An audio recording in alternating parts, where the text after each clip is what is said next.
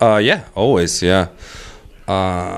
We tend to write on our own, get together in a room, hash it out, give it to Dez. He kind of sings, demos his own vocals, and then we kind of record it. The song writing process can be completely uncollaborative, as if there are songs that are entirely mine, or there are songs that are entirely Mike's. And if we don't feel that either of those songs are good enough, then we all step in and collaborate, you know. Like, it's not, okay, Mike, you write 4 songs, you write 4, like, I just, from my perspective, I play drums, but I also write a lot of the guitar. I just write as much as I can that I think is good enough to bring to the band.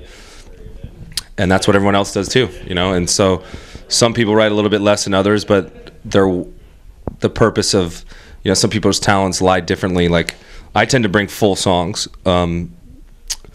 Jeff is not really that kind of guy, but Jeff's stuffs that he'll write over some of my songs are awesome, you know. Like, that's kind of where his strength lies, you know.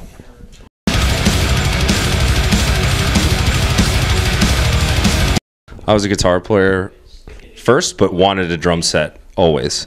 It's a big commitment as a parent to get your kid drums, so they kind of, I didn't mind guitar, so I started playing that first, but continually asking for drums, so I finally got a drum set. And then I'm good at guitar, I'm good at writing stuff. I'm not a shredder, I don't practice leads or anything. I'm just a good rhythm player.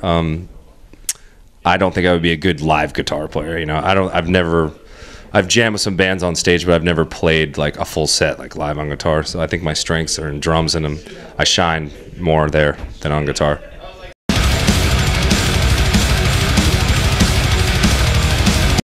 No, but responsible for more, yes. Not as human beings more responsible, but as a drummer when you're in a band, I don't know, there's a level of, with the vocalist too, like, you know, if you mess up on the drums, you know, you're really stopping the show, whereas a guitar player can kind of get away with more mistakes here and there. And as a drummer, you just have more stuff to deal with and going to gigs, and in the starting out levels, drums are more expensive, but, you know, once you get to a professional level, guitar rigs get really expensive. But just starting out, yeah, it's a little more difficult to maintain, but I don't know about responsible is the word. There's just more crap involved, you know. I did not have a vehicle, so we borrowed friends' trucks. Like when I started gigging, like when I wasn't living at home anymore, I didn't have a car. But yes, I have an SUV now for that purpose.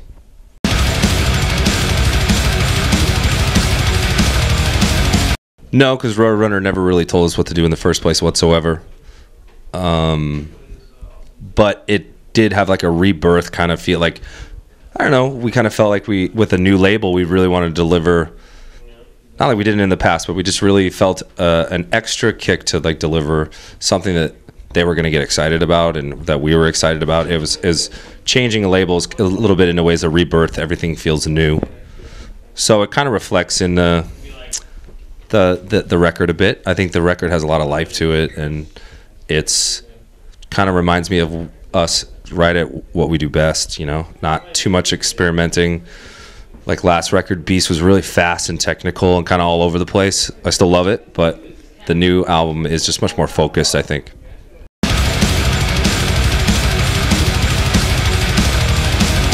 He mixed, engineered, and mastered, so that's one thing he brought. And Mark shined more so where he shines is he really helps out with leads a lot. He's a really good lead player, and not too much stuff goes on with him with arrangements so much. He'll take things down a notch if he thinks a part goes too long. And then the main strength is he really did a good job working with Dez, and those two kind of locked each other inside Dez's house for like a month and got the vocals done.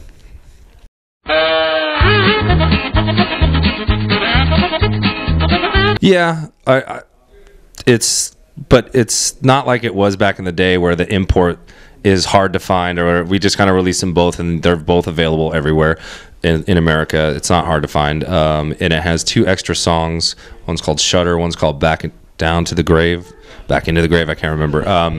And then it comes with a live DVD, which is really, it was pretty crazy. We're on tour, and the label just threw the idea at us to do a live DVD, like within a couple days. We're like, okay. So it was like a small kind of club show in Berlin, and it's really cool. It's really us. There's no overdubs. We didn't even really spend that much time mixing it. Like, we got it back from some company that did it. It's like, cool, fine, release it. It's kind of like just us in raw form and very honest.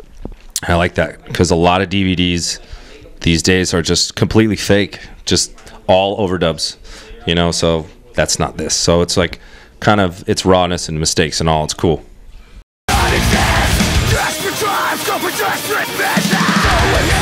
Yeah, I was not so much now, but when I was a kid, I was really, really into it. Like, I would watch, you know, your typical Pantera, Metallica videos all day long. You know, loved it.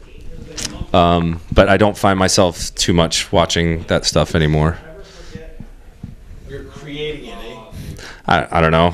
It's just I do love to get drunk though and still throw on, like, you know, the Pantera home videos and stuff with my buddies who care to watch it with me. It's fun.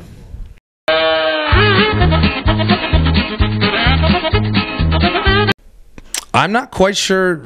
Ryan from Demon Hunter, he did Beast, and he did do Pray for Villains. He did not. Dean Carr did all of the artwork for Winter Kills.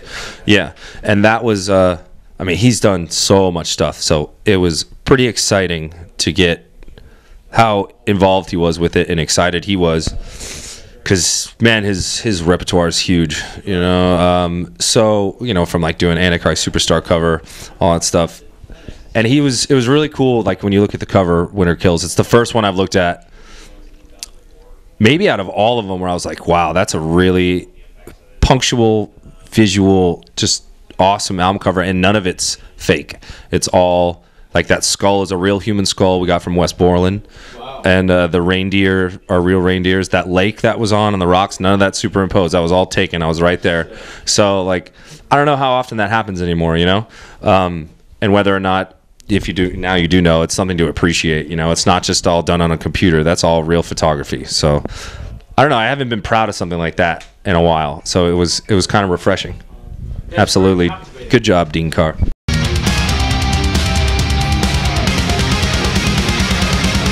Yes. Not so much new. I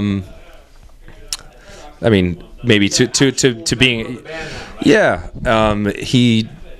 It's kind of foggy for me, because we had kind of just this guy named Aaron Patrick playing for us when we lost Miller, and then that kind of came. I can't really remember the times, but I think it's been like about a year and a half now, 2 years with Chris. That could be a little bit more, maybe less, but yeah, he's just the right fit. And on this time around, because we did start writing Winter Kills a long time ago. At that point in time when we were writing, we were more comfortable with just me, Mike, and Jeff writing the music.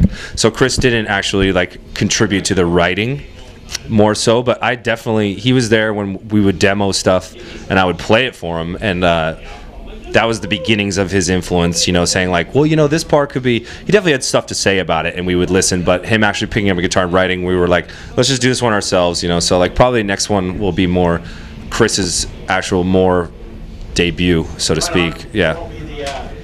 Will no longer be the Jason Newsted of the band. Yeah, well, you know, you can't really look at it like that, you know. It's just, you got to take things slow, you know, because you don't want to have somebody come in, write a bunch of songs, and then you really need to feel people out, make sure they're there, and they're going to be there for the long haul before you start, you know, opening the vaults. Opening up the vaults and putting them on records and all that stuff. You know what I mean?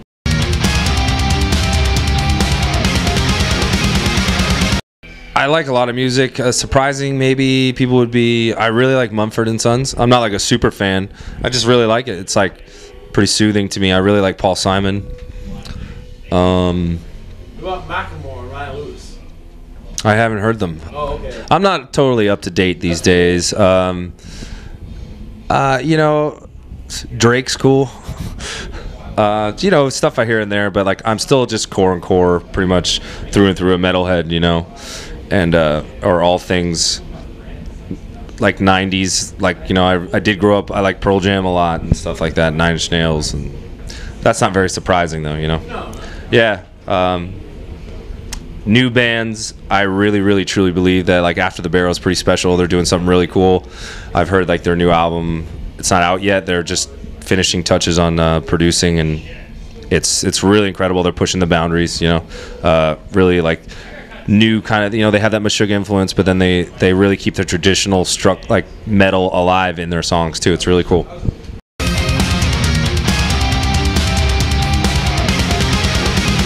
Oh, it's not as fun. It's not as fun anymore. Like, Anonymous and talk shit anymore. Huh? yeah, it's just, some of the mystery went away, and for some reason too, when I go on their website now, I notice that they don't have half as many headlines. So it's, I know sometimes they get a little ridiculous, the stuff they would post that considered news, but it was still fun. Like, you know, like Stain ate a burger today or something, you know. But now it just seems like it's not as much traffic. And it's just more limited.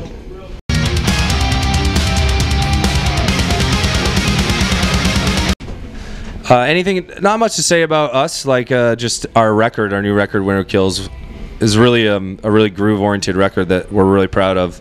And if you liked us in the past, I'm thinking you're going to like this, and check us out if you haven't heard us or didn't like us in the past, because maybe this will be the one to turn you around, you know.